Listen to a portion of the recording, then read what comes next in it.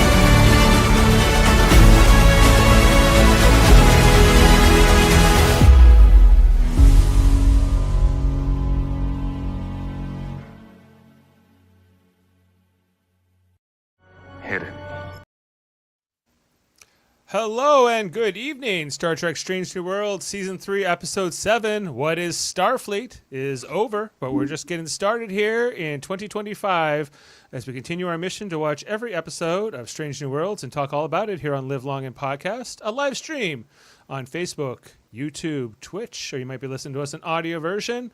I'm your host and moral triage officer, Dave Mader, and we got a great panel here to talk all about this episode. Let's bring them in one at a time. Coming in first, a creature in pain, a crew under scrutiny, and a documentary with an agenda. He's not buying the easy narrative. It's Jody Simpson. I didn't know that was going to be me. Hello, Dave.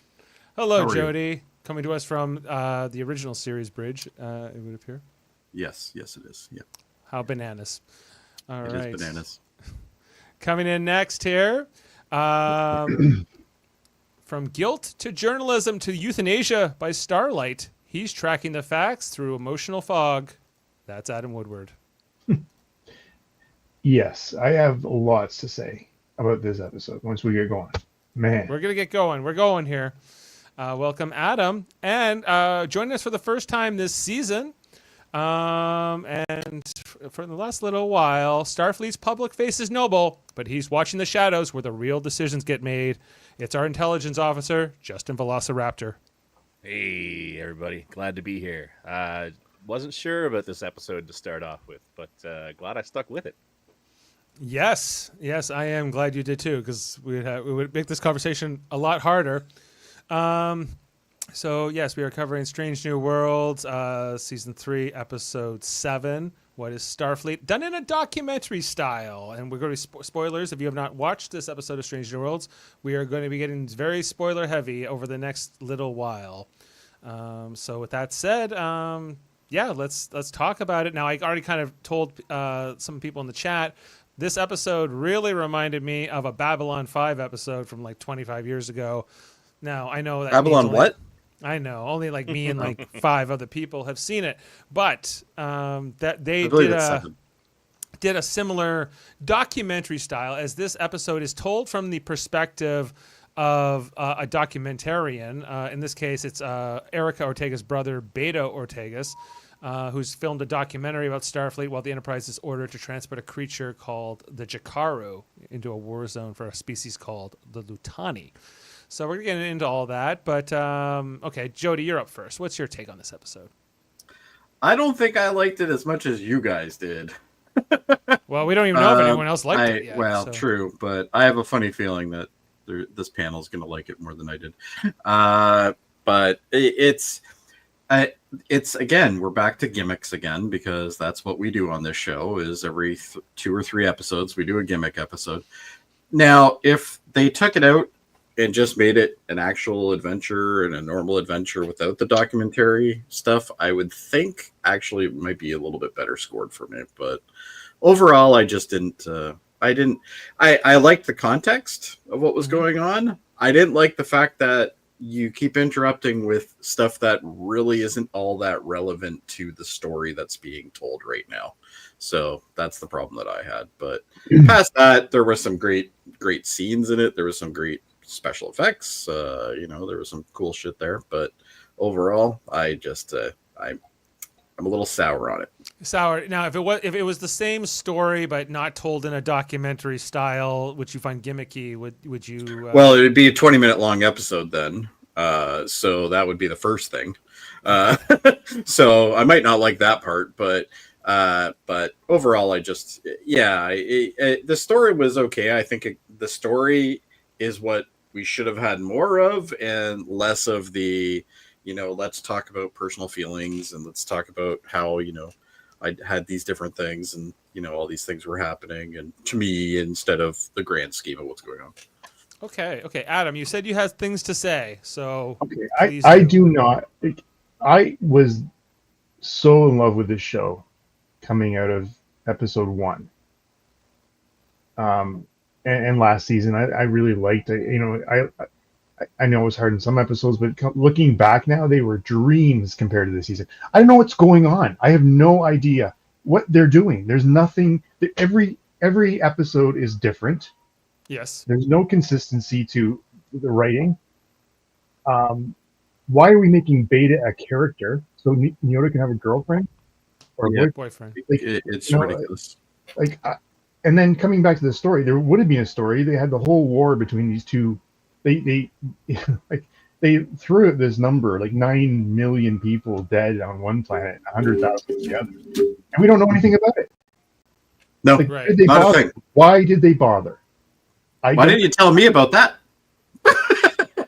Instead of 3 to 4 minutes of expedition with Spock, and asking questions that none of them can answer.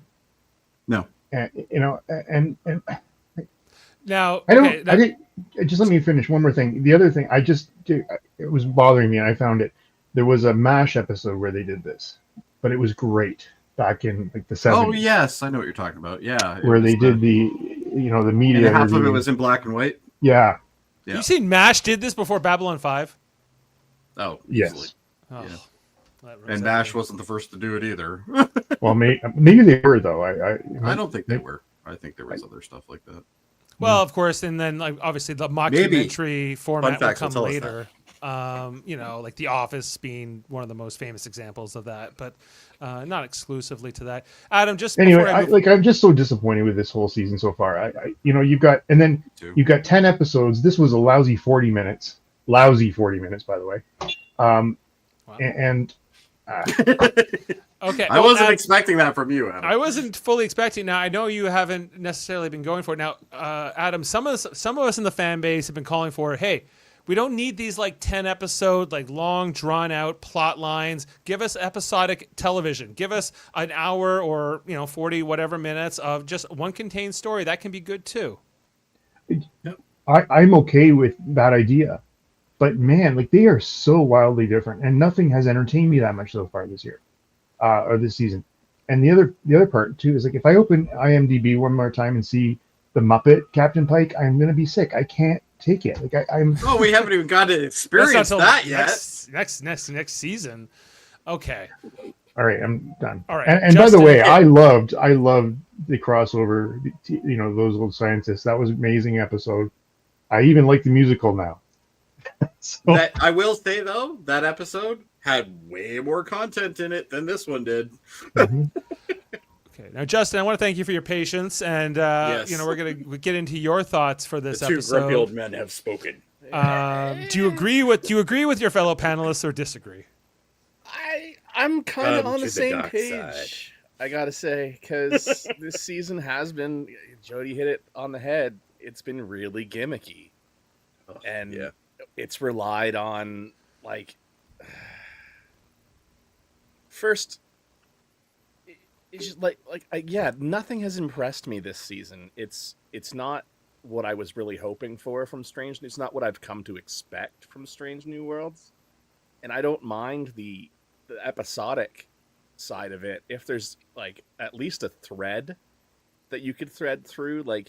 If we were following at least Keta Patel's story you know, in her Gorn infestation. Nah, What's she's going just- on? She's there for like, wine now. It's the Gorn. It's the not Gorn whose Gorn! mortal enemies have apparently been locked in stasis for thousands of years. Like I just I don't know. But this episode, let's stick with this episode.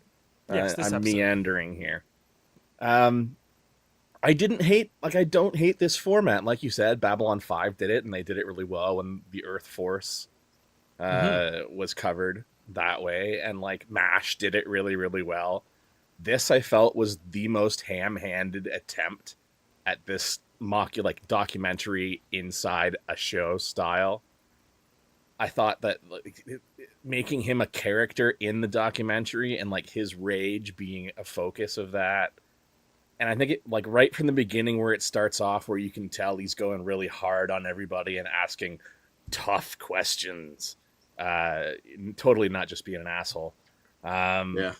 Which, I mean, don't get me wrong, there's a lot of very relevant questions that he does ask, and you do have to take a view of Starfleet, like if you take a step back and sometimes ask some of the questions he is asking about Starfleet. What's the difference between a starship and a warship, for instance? Yeah, but I mean, and I Are like they this is what I getting mean wars is I see or what they're getting at. soldiers? I see what they're getting at, and I just don't really think they were able to grasp it. Like, yes, Starfleet's strength is the people, but like at the end of the day, there was so many people in this documentary that I didn't need to hear the story of, or that I've already seen the story of, and there was no reason for him to rehash it. Like, why was he dragging M'Benga through the mud the whole time? Like, what did M'Benga do to deserve like the third degree? Well, And I mean, I know what he did, but like, but why does Beto seemingly go after him now? He's a journalist, and he's going for the truth, and then there's this this whole thing about he's got this trauma about he has this anxiety around Erica being in Starfleet, having almost died, and that he blames Starfleet, and he's But that was his way. That's the reason he did this. yes, apparently, it's This is- like This is horseshit. Excuse me. But then It why- was a why terrible would they- episode.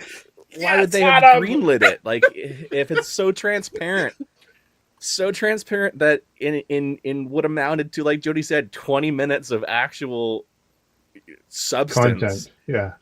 they weren't. Yeah, when they the were, action they were part able to is, show like, the side exactly story. Yeah. how twisted and skewed his view was. Who in Starfleet? Who do I need to send a subspace message to be like, why the fuck would you have authorized this? Not only authorized it, but endorsed it by providing classified footage, which I mean kind of made them look better, so that people know why they why they were doing what they were doing. didn't deliver the weapon. But I mean, yeah. Space Mothra looked cool though, huh? Everybody, Space Yeah. Mothra. I like It looked. Listen, Justin. Like it started looking great. I love the scenes of the panels, and I love all that. I love that scene in engineering where the work or whatever was lighting up. Like it looked great. It was parts. It started fantastic. And coming back to the episodic part, like coming out of Discovery, Dave, we reviewed every episode. It was a long season, that last In one. particular, season 4 for me. Yeah. And it was refreshing to have these episodes, but I just find like after the pilot, or not the pilot, the beginning of this season, episode 1, it just has gone. Like we're in episode 7. I can't even tell you I love them. Like I love the first one.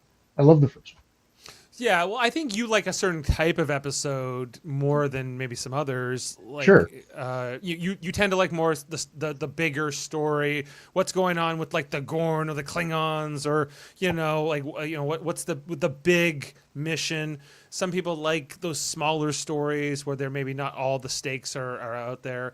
But We've done enough of it. Like there's been six out of, in my opinion, again, 6 out of 7 episodes this season who've been mediocre episodes. Okay, well, and we'll look through that when we get to the rating section. But Yeah. like I didn't. Okay, maybe I'm a bit out here now. I don't think this was the best episode I ever saw, but I didn't dislike it either. I just thought it was kind of meant to feature Uhura in particular. And give her stuff to do. But I don't know, did we need this Beto character? Do we need his romance with Uhura as a focus of the episode? That stuff maybe less so. There's just even that moment where Spock hands the coffee cup to La'an, so that we were reminded that they're in a relationship this season. Or even Ortega like building the motorcycle in her quarters. Like it just seems so done in everything else we've ever seen. Like you know she's tough. Like she knows I felt like during that scene when she's building that, I felt like, I don't know if any of you watched The Expanse, but there's like so many scenes where it's like that exact same shot, Literally, that exact same angle of somebody like one of the Roughnecks building some piece of machinery. Yeah, that's and you even really go back to Roughnecks do. War of the Worlds, where Tom Cruise has got the engine in his kitchen table. Like, I mean, like it's just done. Yeah, it's meant to invoke something about the character to the audience, but it's a bit of a trope. I agree. But we're near the end of the third season, guys. Like at this point, you don't need to keep explaining anything else to me about these characters. What you've set now is pretty much all I need to know. Like I don't need thousands of backstories. What I need is bloody strange new worlds. That's what I need. Why did they name this? They should have just called it Discovery 2.0.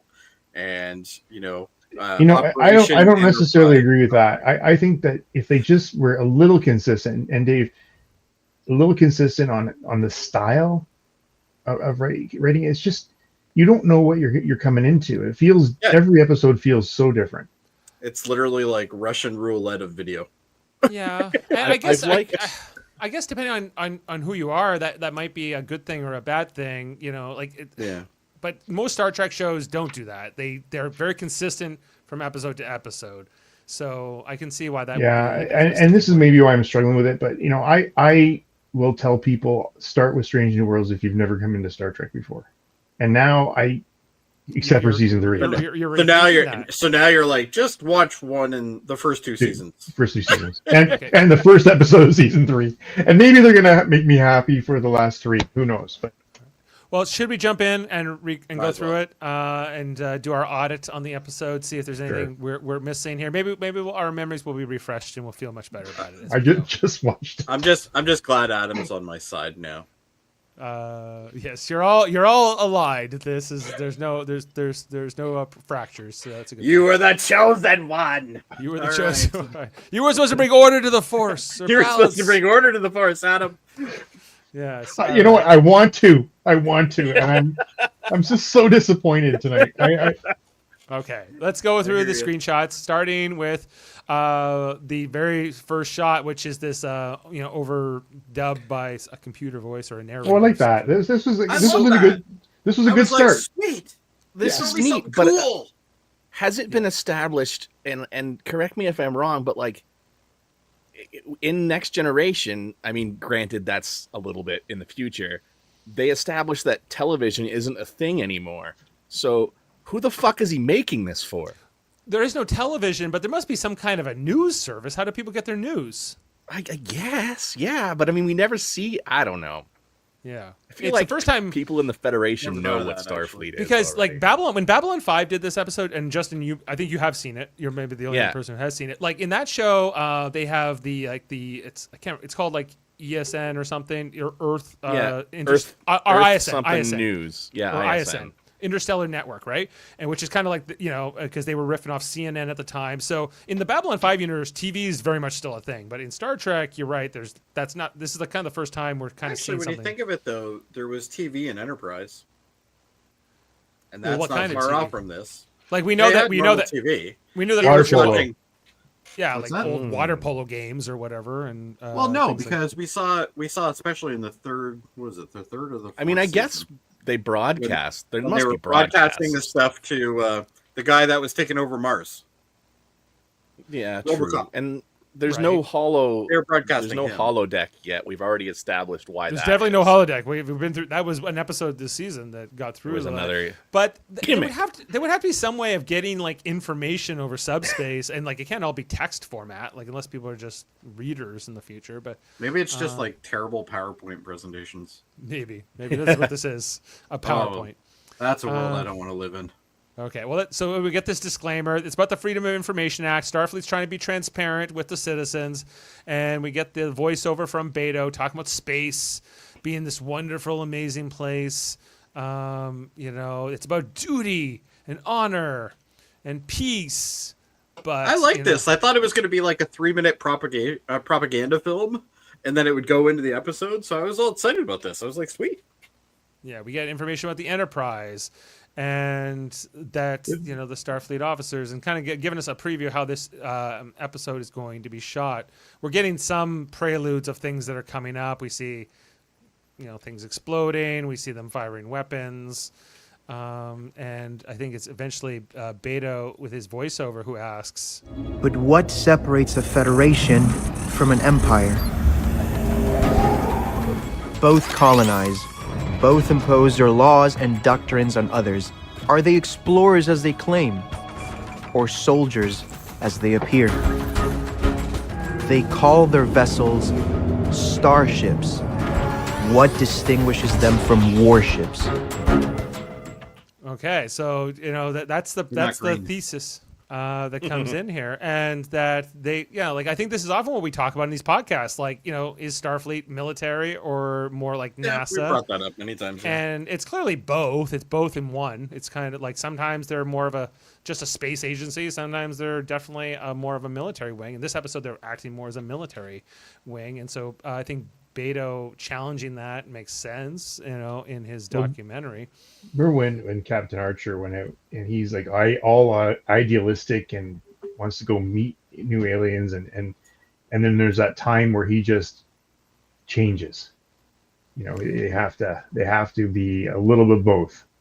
Right. Comment here from Emmanuel saying, after watching this episode and then reading some reviews, this has to be the number one episode of the season. People are the most divided on. Okay. So this is a controversial episode, as you three are not necessarily the hottest on it. I'm not super high on it, but I think it's okay. I think it was.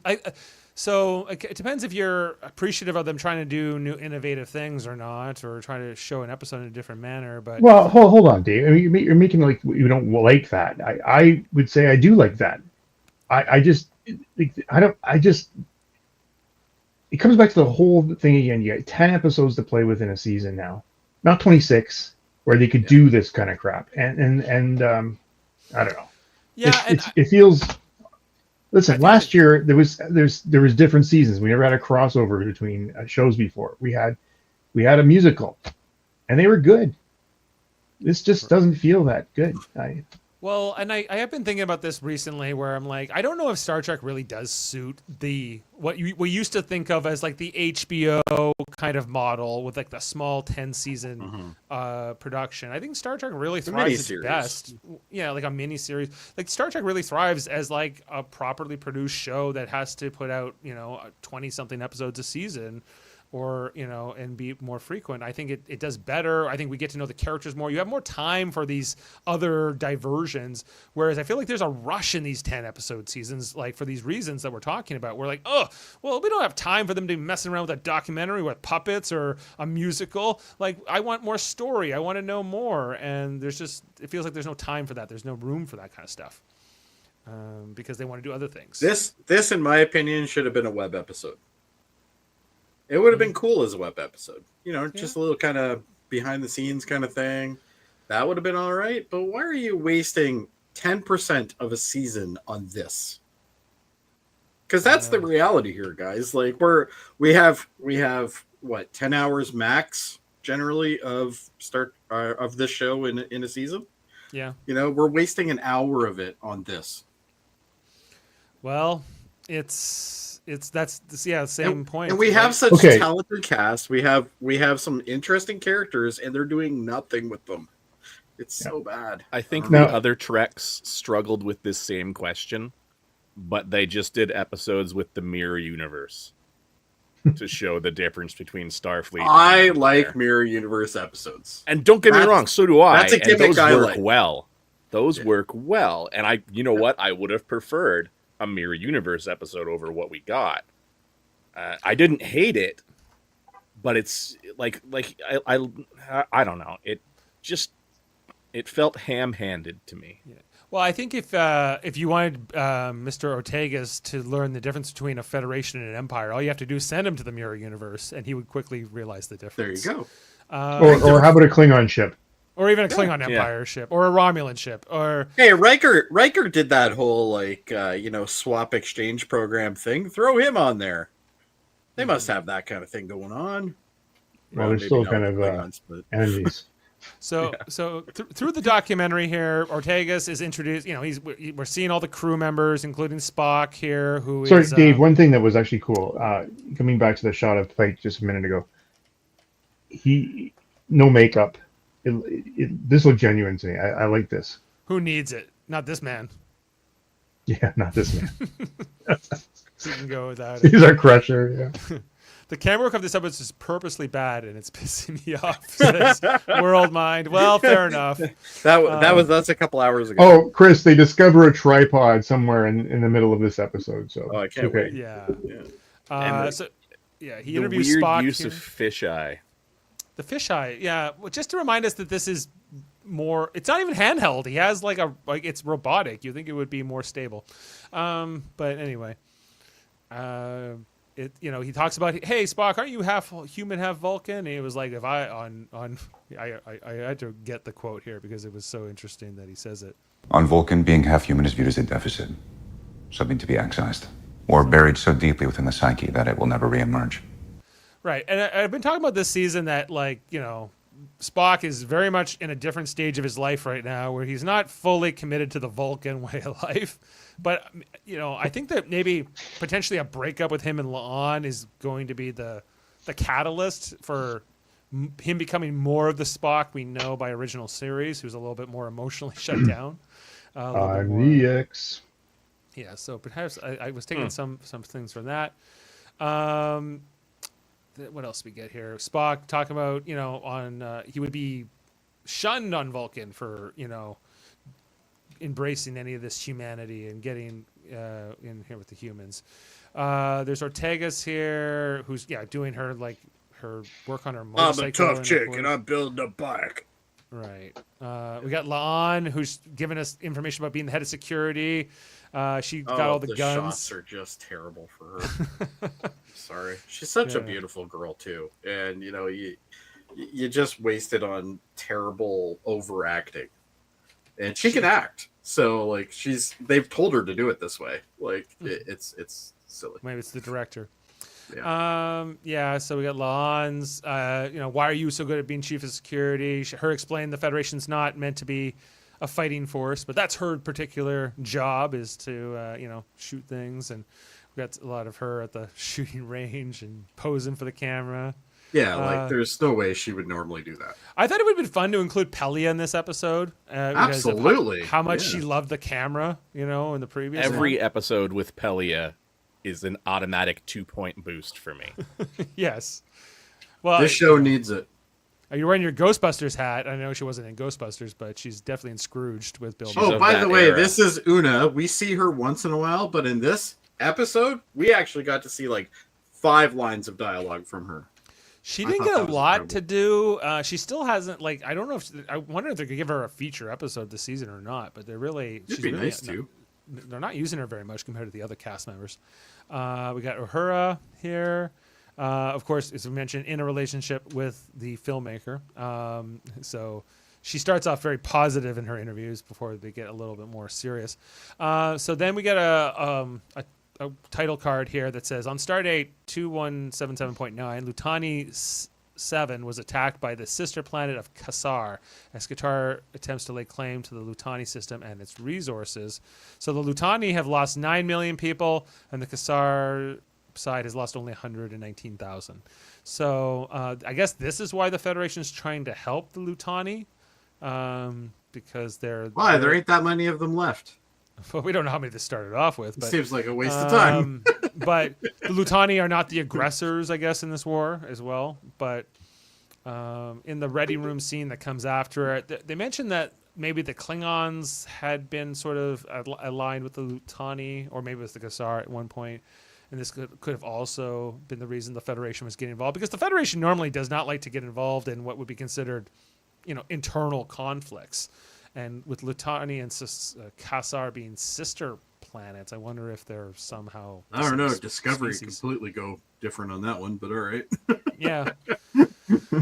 Here's that moment where... Did we know this was the ready room before? I always just thought it was a conference room. Yeah, this is the first time I think I've seen it called that, specifically the ready room. Yeah, because on the security footage it said ready room. Mm-hmm. Yeah. It is a ready room, but it's also kind of the not observation lounge, but like it's the conference room as well. Well, it better not be a break room because it's illegal to record those. Okay, well, good. And we got the scene here coming after that where Ortegas is following his sister Erica down the hallway, saying like, "Why are you doing this? And why are you getting involved in this war?" And challenging all her, and she doesn't really want to talk about it. Emmanuel here saying, after watching this episode more than ever, what is the purpose of this show? I love season 1, but it seems the show has completely lost any identity. Interesting. Okay. I completely agree. Um, And I think Adam is coming there. I'll save my comments till the end about the show in general, but let's just get on this. yeah. Well, it's hard for me even to recap this because it's like it's a series of interviews and little sound bites. It's like trying to recap The Office, Let's talk about that because that ready room scene, they were talking about how everything was classified. They couldn't know anything. These guys had one job to do. You got to do this. You got to do this. You got to do this. But we can't tell you anything about it. Yeah, Pike, and so it's classified to the audience largely throughout the episode too. Yeah. And we don't really understand why they're doing what they're doing, but we're, I guess, meant to trust that Starfleet is good. Yeah, but what this did, it tells you that, where you might think everybody's really included in the storylines and what's going on in the missions, they're really not. Mm-hmm. Or they may not be. Yeah, well, I think, this is the 5th gimmick episode of the season, says Emmanuel. You're singing Jody's song there. I think we're vibing. Yeah, you and Emmanuel are vibing right now. Okay, we then get to Tychus B, which is the planet where this creature will live, we're told. Different shots. Hey, go back 1 second. Go back one. This one? Bridge captain's chair cam. What? So I guess each station has a camera. We're finding out for the first Apparently time. they watch you from very odd angles that would be useful. Yeah, so this is his one. It goes right up his nose. You got the one going up. They didn't need one on Enterprise when Archer was in control because he never sat. No, yeah, well, they couldn't. There was no way. We didn't have the technology to track them. No way. Spock's station, La'an's. I just Anyway. love that it says captain's chair on the camera. Captain's So chair. stupid. Yeah. So again, like this is okay. What are we going to see here? This is going to be great, and This looks it was cool. Visually, it looks amazing. We see this creature, which is a big butterfly-like thing, come out of the ocean of this planet, Tychus, and that they need to get it to the destination, right? And I think Pike says, well, this is just like when I was growing up on the ranch. I got to lasso a bronco, and get it Hey there. guys, I just want to point out that's a strange new world. It is. Well, Jody, it met your criteria. So far, that part. Anyway, a transponder signal is then detected, and who shows up but a Lutani, like a small Lutani vessel that basically starts firing at the creature. What's that creature's name again? It's called a Something. Jakaru. Jakaru, yeah. Yeah, so they're firing on them, and eventually the creature lashes out against that ship that's attacking it. That the shockwave, first there's a telepathic thing where it kind of affects Spock, but we see it disrupting all the cameras on the bridge and all the feeds. Until eventually that shockwave comes out from the creature and hits the bridge of the Enterprise, and then the cameras, I think, will go out. Mothra was a choice. Yeah, Space Mothra. Yeah, Space Mothra. Turn that thing off, we're told, before the whole thing, all the cameras shut off. We come back, and I think things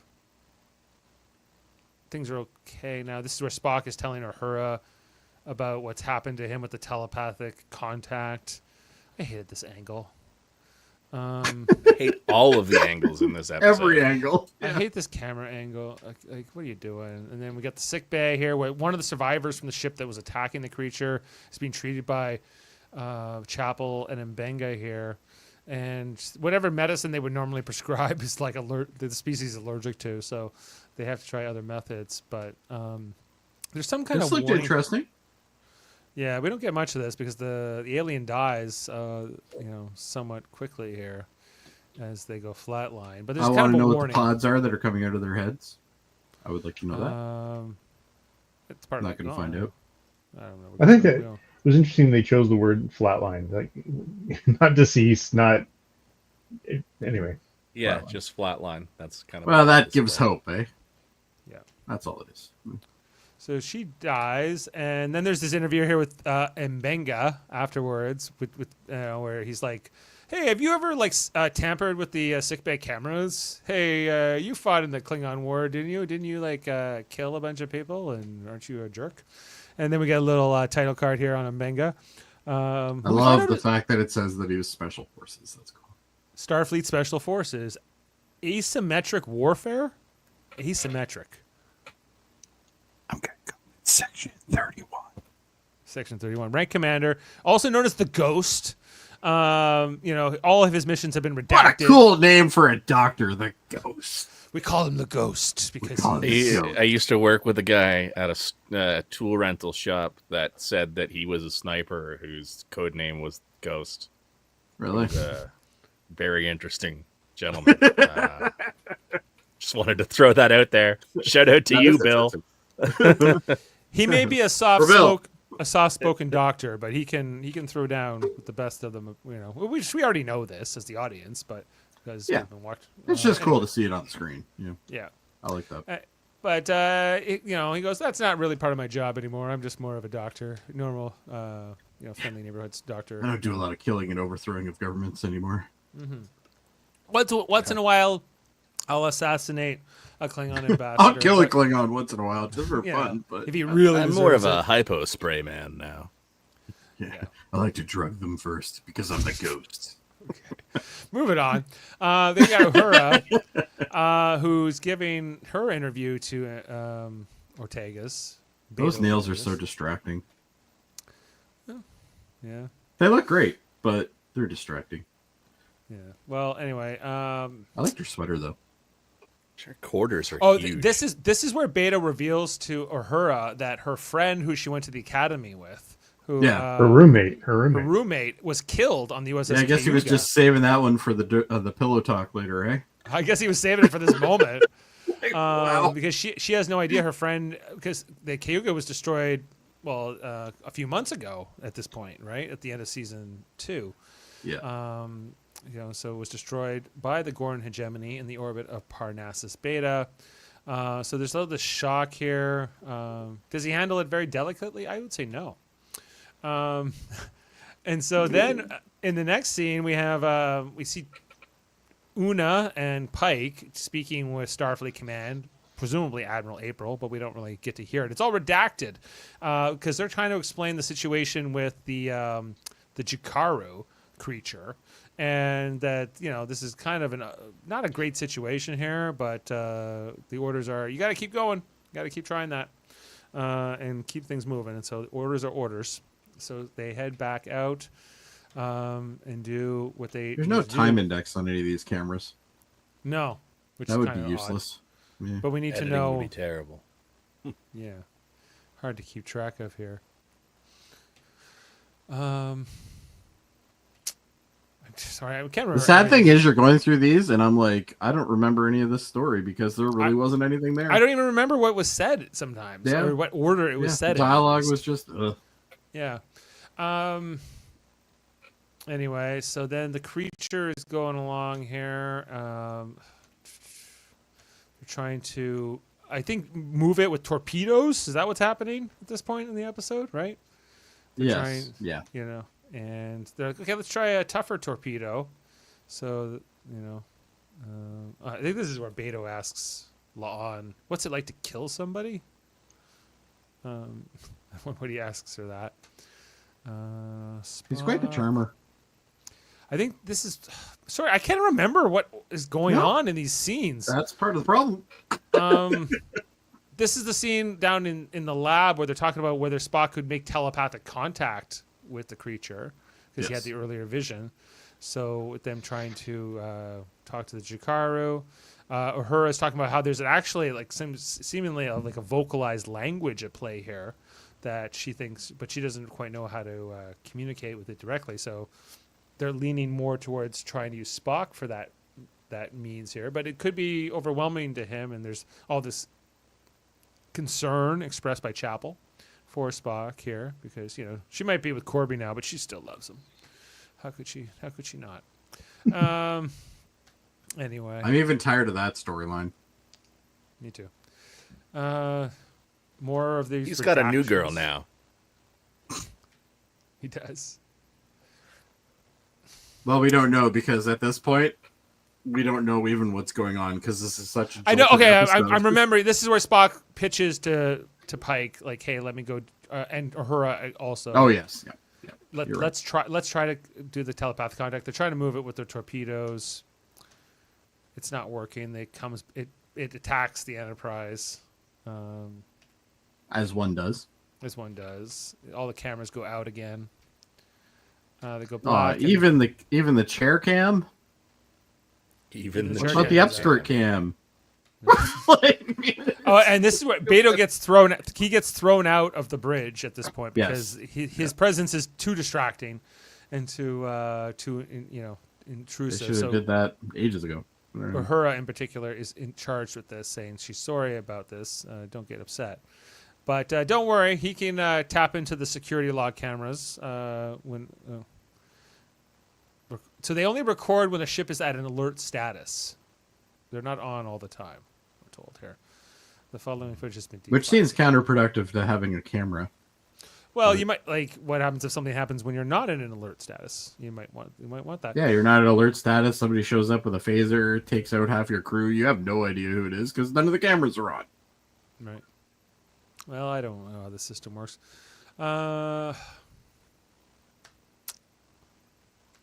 Creature stuff. Big tough engine. Big tough engine. Big tough roughneck engine. Guys, I gotta just skip through here. Okay. This is hurting Dave. This is her. I can't remember. What they were saying. So okay, then. So she thinks she's having a moment here with Beto, and they're yes. talking, and then she realizes he's actually recording. Right. Is this what you've been at this whole time? Are you just using me?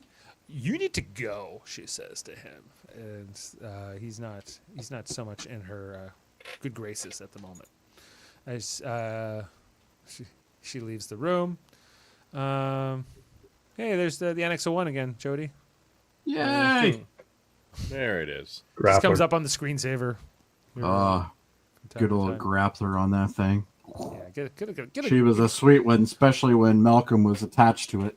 Why don't they try to move that Jikaru with a grappler? Like that's how. That's There what you they go. needed. See? It's probably not installed till next Tuesday, though. It will be next Tuesday, as it is. Tuesday. They're fixing things. Okay, so this is the away mission of Uhura, Chapel, and Spock, who are going over to try to do the telepathic contact. I guess Uhura's role here is the pilot of the shuttle. We get to see for the first time. No, but she's also monitoring the connection. No, that was Chapel. I don't know what she was doing there. She's the communications. She's communications. No, but Feel she's the pilot of the shuttle for this mission. But that doesn't make any sense. She's the communications officer. But she can also be a pilot. She's making the little ship go. All right, whatever. On that, we saw it in original series. She took the helm. As Adam gives up, completely resigned. He's almost What? there. Remember, Adam? We watched the original series and Uhura. Yes. took the com. But they only had 5 characters in that show. I know, but she was one of them. So anyway, we get to see for the first time ever Chapel and her version of the battle armor that they wear on these away missions, which has like the gray coloring. Well, for so her. for Spock her. has a blue. Yes, when Benga I feel wears the that combat highlighter one blue. should be all the same color. Well, you've long argued this, Jody, since the first introduction of the combat armor, because why would you want to identify who the command officers are and things like Yeah. that, right? So, but that's what they do. Uhura has her version. I think we've seen Spock's version before, but Yeah, I think we have. Yeah. If not, we saw the Sam Kirk wearing. I like the design of them. I think they're all Yeah, right. me too. I like them. Anyway, so they're sending them off here. The shuttle Galileo heading over to the creature, and yeah, we're getting more of the security cam footage as they try to make the contact here with the creature. Eventually, this is going to go bad, right? No. Only because the Funtari show up. An attempt by Spock to communicate leaves him in a coma, but the Enterprise discovers that the Jakaru has been artificially altered into a weapon by the Lutani. That's the other big Oh, revelation. sorry, here. Lutani. Who shows up? Lutani. The Lutani are here, everyone. And they've been spending many years, I guess, modifying this Jakaru creature to become a weapon so they can fight the aggressors in their war. And I guess this Dr. Trun Vor, he's the responsible for it all. Anyway, but as this communication attempt, it overwhelms Spock until eventually we see a blast comes from the creature and it disrupts all the cameras again. It killed that other Lutani who tried to get involved here.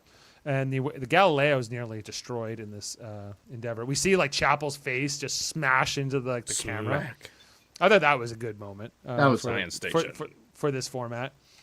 And then I think this is where Pike gets confronted by Ortega's about people dying in here. He says, "You're right. People do die. Have you ever seen somebody die? I don't recommend it. And if it ever does happen to you, I don't think you would enjoy being questioned about it." So he's not wrong. Yeah, Chapel comes in on a stretcher.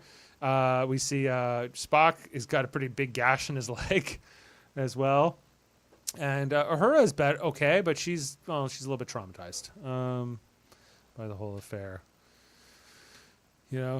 She's becoming more battle hardened throughout all this.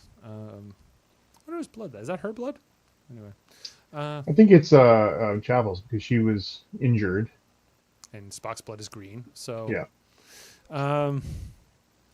That's a good point. Emmanuel's saying also, okay, he's been recording the documentary footage all season, so why are we only seeing footage from this particular mission? Yeah, that's true too. Like, why wouldn't you incorporate some of the other stuff here as well? Good question. Especially the other half good episode when they were on the planet and they came on that other species, and that was not a great episode, but a good episode. That was the one in Dundas. Yeah. Yes. Yeah. Anyway, so they're trying to figure out what to do here. There's in the ready room. We got Pike and Una and Uhura's present, and she wants to keep trying to establish communication here. The fact that this is a living creature with emotions is definitely not sitting well with the ethics of the Starfleet crew, who are trying to follow orders but are definitely having a moral quandary. Then Mbenga shows up to say he's stabilized the patients as best he can. And Uhura really tries to push this point here of like, we need to try something else. Like, I need to try another form of communication here. Pike doesn't want to risk another officer. She's like, don't worry, you won't have to. I volunteer. Well. So it doesn't mean he has to do it. Yeah, he doesn't mean he has to agree to it just because you volunteer. True. But anyway, I guess he agrees to it since she's willing to do it. So she's putting on this, like, what is this device exactly? Spock was also wearing it before. Any theories? That's a telepathic neural enhancement unit. Okay. It's standard on every starship apparently. I love that you know that, Justin. No, I just made that up. I know you did, but you sounded so authoritative. I was buying it. Yeah. I watched this show. I've watched too many years of Star Trek not to be able to do techno babble. I think you should have said neural net enhancer or something. Oh, neural net enhancer. And add coolant leak in there somewhere. Yeah. Coolant leak. And do Beto comes roll. to check on Uhura during this scene because, even though she threw him out, he's still I concerned thought you said for Data. Sorry. Manga trying to help her. Beto trying to be there, I guess, for support and concern. And then we're intercutting in this scene back to the earlier interview with Uhura, Well, she talked about losing her whole family. Did we ever establish how her family was killed? Yeah, it was a shuttle crash. A shuttle crash. Okay. And then she joined Starfleet. That was last season, I think they explained. No, it was in season 1 where she was introduced. Yeah, because remember she was waffling whether she wanted to be part of the crew after her. Oh yeah. Okay. Okay. Yes, now I remember. It was 2 years ago, so that's probably another shit I don't remember. Well, that was probably like 5 years ago, but yes. Yeah. Yeah, technically. Yeah. Anyway, she eventually does something to establish contact here, I think. Or her manages to She does get in mental contact with it. Oh, and the creature requests euthanasia. Yeah. So, okay, here we go again. Let's talk about another episode that really reminded me of this was Tin Man. When Gumtu basically said he wants to die. He's next to the star. Yes. Yeah. Like, that was also the moth to the star. The moth to the flame. Yeah. Gotta say, that was the biggest slow clap that indicated a letdown. I don't feel like the number is going to be that high today. I got to tell you. Never saw that one but coming. Listen, man, like I want to go watch Tin Man now because it was such a great episode compared to this crap. Yeah, So when I go watch the that you Babylon guys 5 were going to be episode. on, Wasn't I'm Tin Man like I'm going to be the one that everybody's going to argue with. But I'm I glad. feel like Tin Man was like I'm Ronald on D. the Moore's same first side here. episode, wasn't it? Like or Could've was been. that Braga? Who wrote Tin Man? I got Tin I Man thought that was Braga. Oh no, it was David Bischoff and Dennis Bailey. Sorry. Anyway, but We were all wrong. so they're trying to figure out what to do here as they're grappling with this creature's request for it to die. Whereas, like, of course, the Lutani, whoever they are, the Federation has promised to help them, use this creature as a weapon so that they don't keep getting massacred by in this war. Have they ever thought about just leaving?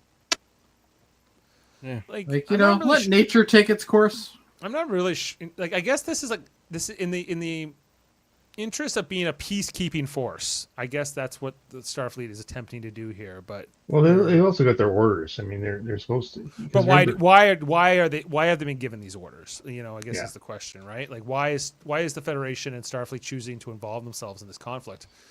We had 20 more minutes. We could have talked about this, but they never bothered with it. Right. Exactly. The only explanation I can come up with is because, like the Lutani have taken such massive casualties in this war, 9 million dead. But yes, it still feels like not like the non-interference thing would apply here, but maybe I'm not getting it. So then hey Norman. Hey Norman, what do you think of this episode? Yeah, tell us in the comments. Anyway, after all that, there's a scene here in sickbay where Beto, Ortegas, and Uhura kind of make up. And, she says, I know you think your heart's in the right place and, your issues with Starfleet and questioning things, but I think it's more about you being bitter about your sister. Oh, she's got him figured out. Oh, my God. And then, he uses this footage. And now I just want to, for a second, put yourself in the chair of a documentarian and then imagine the chutzpah that you've got to have to put this personal footage in your What is Starfleet doc. Like, just the cojones on Beto here for including this is just something else. I still don't like him. It's ridiculous. Okay. Well, I guess he's self-aware enough.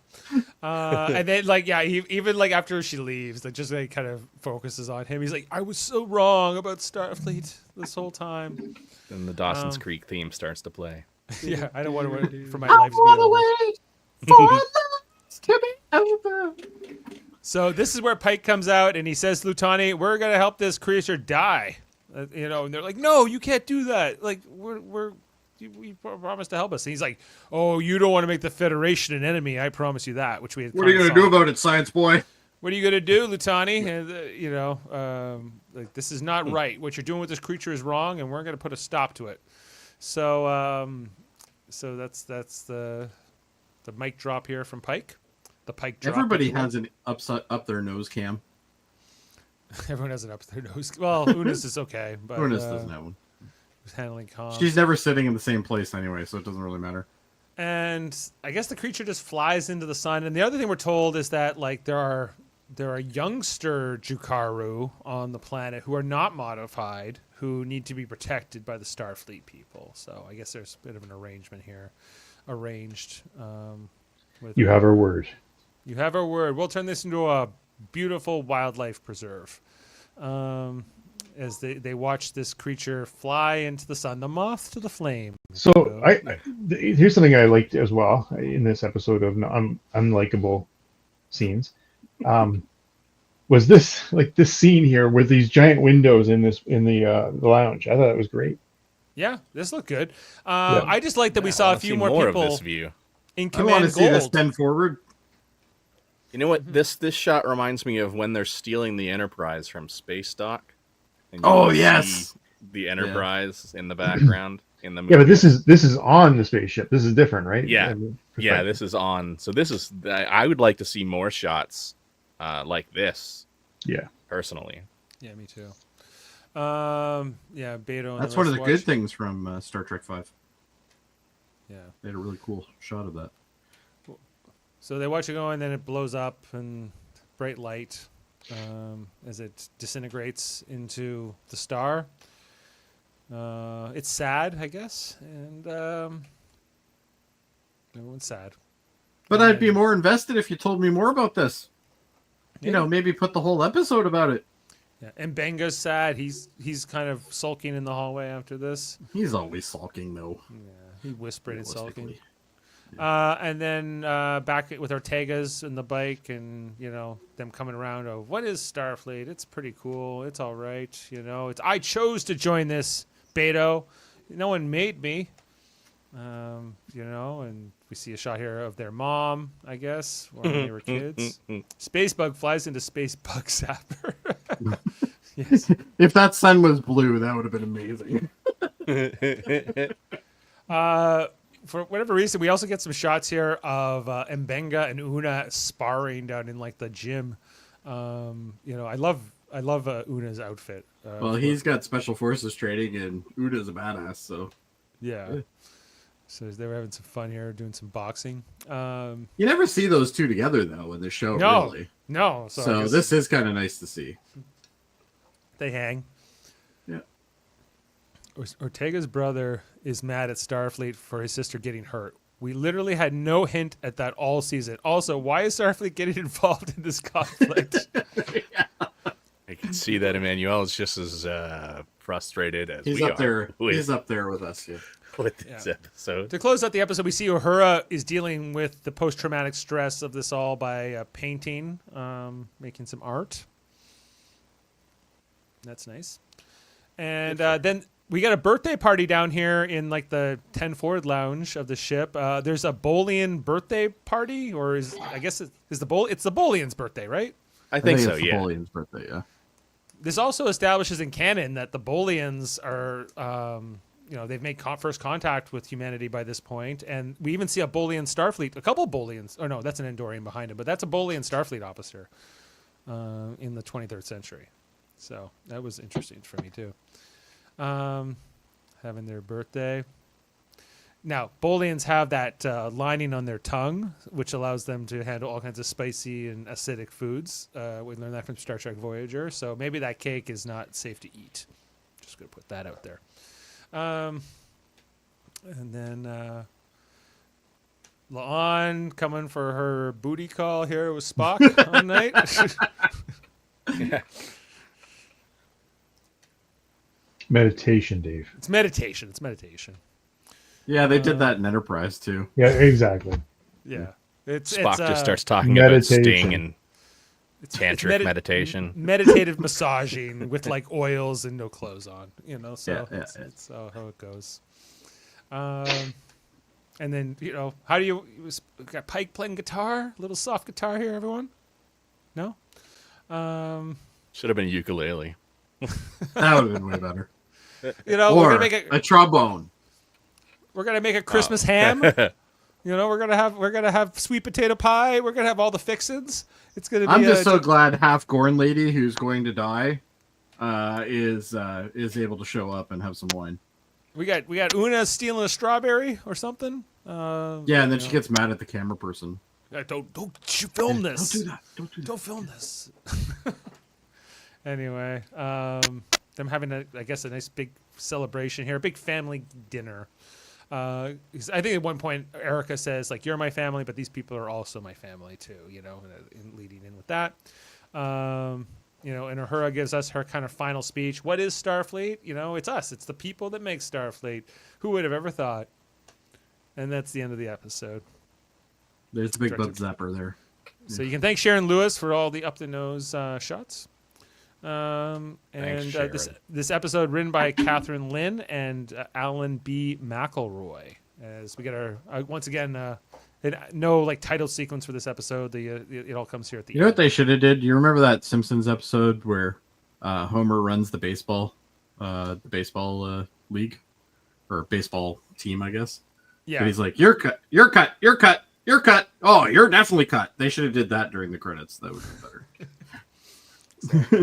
I got a comment here from Norman. He says, "I have to admit, I did not care much for this episode. Lower Decks did a documentary news story much. Oh yeah, I forgot they did the documentary in their show too. Oh yeah, with consequences in the plot. Here we mainly have a discount Tin Man story. Exactly. Yeah, exactly what you said. Worldmind says weakest Strange New episode yet. And I don't know. There's been a couple. Told with a discount Data's Day framework. Oh boy. Okay, Yeah. well, With or without the sex? Can we find any trivia on this episode? No. No. Yeah, it's trivial that somebody even thought to actually greenlight this episode. That's the trivia for you. Why did that happen? Somebody explain to me why they greenlit this. Why did this all have to happen? Well, just give me a few minutes or seconds here. What's happened with some Half trivia. Born Lady? Somebody Yeah. paid somebody to make this. Well, she was at the dinner.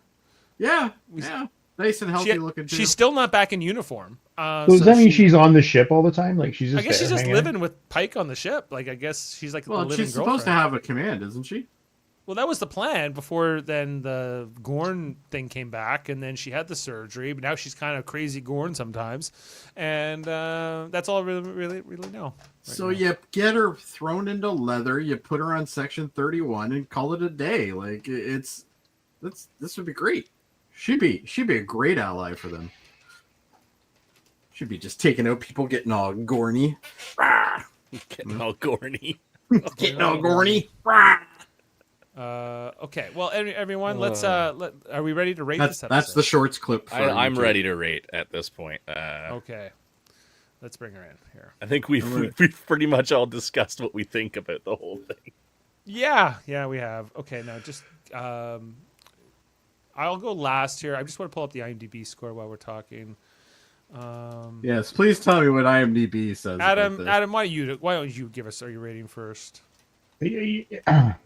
You guys know my feelings on this show. I've loved pretty much every minute of it, and I feel very sad tonight because I feel like this is where I'm admitting they've lost their way, and I really hope that we come back next week. But I don't know. Like I'm just disappointed that I wasted 40 minutes watching. They could have done so much more. I'm giving this a 2 because I did like the effects. A 2. Okay. All right. Thank you, Adam. Oh, sorry, Justin. Worldmind gave it a 3. I don't have your call. Oh, we got to turn on Justin's column there. Yeah. That's okay. I have to find it. I know we have it Oh, we got it. somewhere, right? I'm around there somewhere. I may have to create it. Sorry. I should have Oh, done he this was. before. Yeah.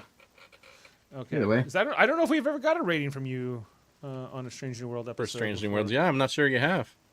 Oh, this might be his You're not first getting- time. This might be his first You're time. not getting a great one this This time. is the so, first time for you, and you chose this episode to show up. Yeah, Oh man. right?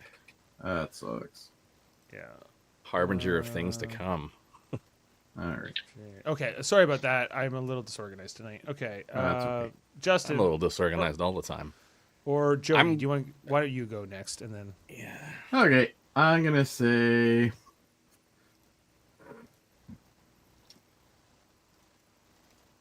I'm gonna give it a You know what? I'm with Worldwide. I'm at a 3.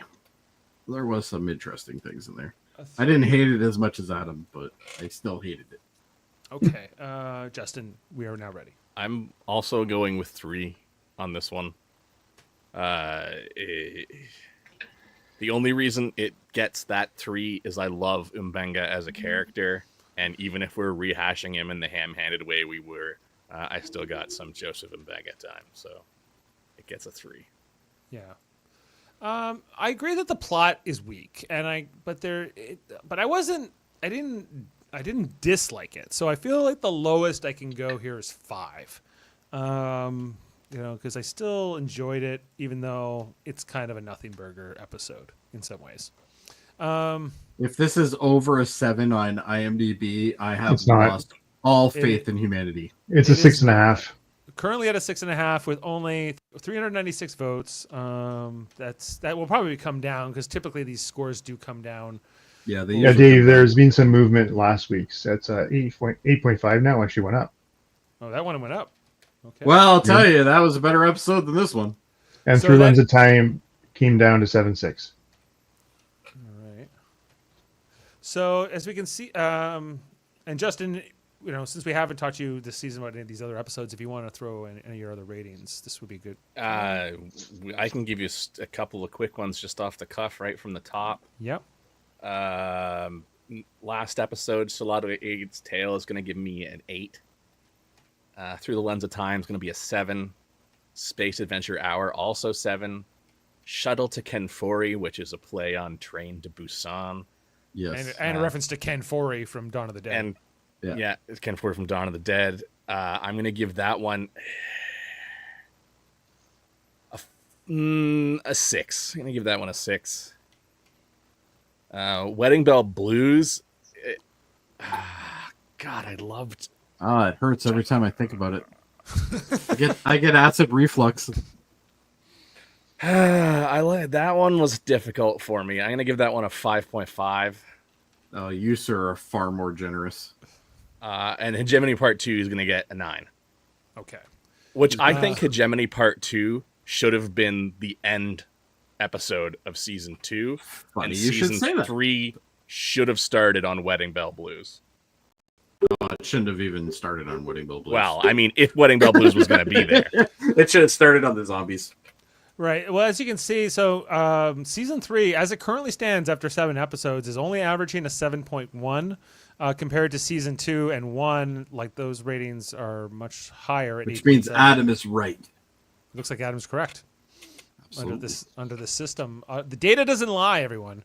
And so we're averaging a 3.2 tonight. IMDb has a 6.5, so that average is a 4.9. This is by that metric, by far the lowest episode we've rated to date. So we'll get to talk about it again one day when we talk about the 5 best worst, or best and worst episodes. And that's it. Okay, so just taking that down, looking ahead to the next episode, I just want to see what the title is. 4.5 Vulcans. 4.5 Vulcans. Now, this is from the clip we saw, where we saw I think it was Comic-Con last year in San Diego. Yeah, they showed it. Where 4 of the characters, I think La'an is one of them, Pike's one of them. They get injected with Chapel's one. Chapel and Ortega. Uhura. Was it Uhura? Yeah. All right. They get injected with Vulcan DNA and then they become more Vulcan, but that makes them turn into logical people, which doesn't make sense because you Vulcans. have to. All right, never mind. Yeah. Yeah, we all know the same thing because I hope that scene is changed based on any backlash they would. I love La'an's makeup though. It's great. She looks great. It's not that you can make them look Vulcan but Vulcans aren't born being logical. They have to become that way. I am so with this guy. I'm going to hate next week strongly. I already know I'm going to hate it. Can I just pre-rate it? I haven't even seen it, and I'm going to give it a 4. Well, I hope I get if that's the only thing I don't like, then I'll try to move beyond it and try to look for the most positive things. Did you see? Wait till you see Captain Pike's hair. It's great. Yeah, Pike's hair. Does it change into Vulcan, like a Vulcan haircut? It's basically all up. It's anyway. You can see it on IMDb. They have a great picture there. It's Well, like the let's take a look. reverse bowl. Hmm. Yeah. It's like a bowl cut, but in a different direction. Maybe you can bring it up, David. It's worth seeing. I can, sure. Well, we saved time on reviewing this episode. Normally, we're Yeah, at, we're like, done. We're done early. We're only an hour and 10 we're minutes, done so- early, so you know. This is a shorter episode. Anybody want to say anything? Anybody want? I'm gonna miss next week actually too. I have a work event, but I don't like missing these ones. But I doubt you're gonna miss it. Trust me.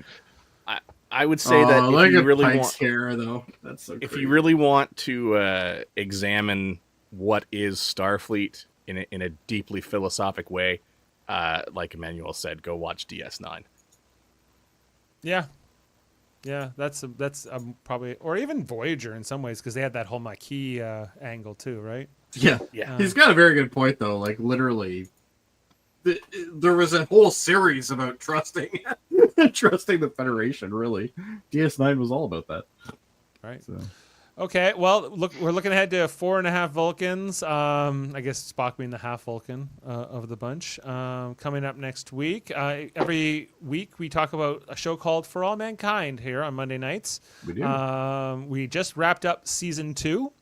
The end of season 2, episode 10 was called The Gray, and we are going to be heading into season 3, not this Monday, but the following Monday, just on Labor Day, I guess it will be, as we kick off season 3. The Polaris.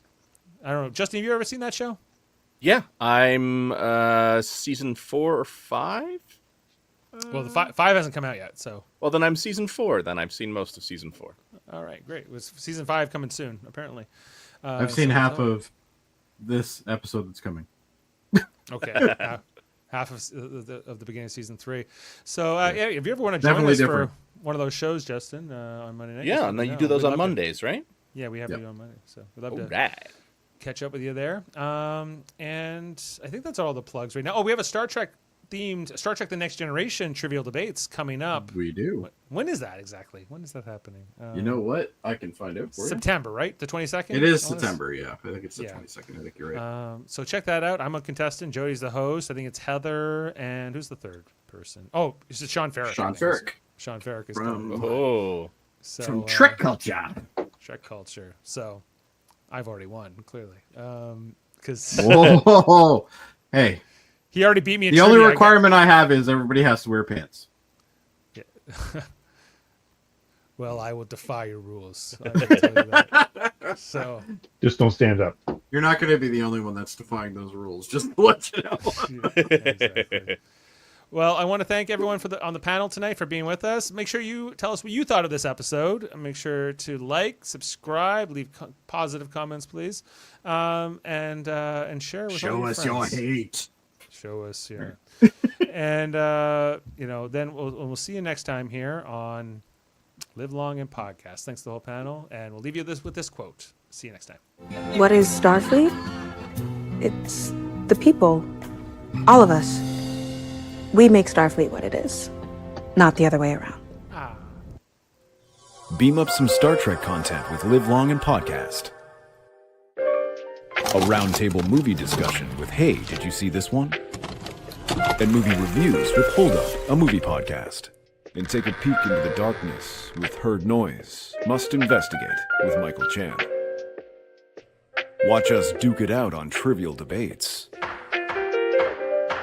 And let's chat about TV with the Super Mater Brothers. It's all here on the United Federation of Podcasts.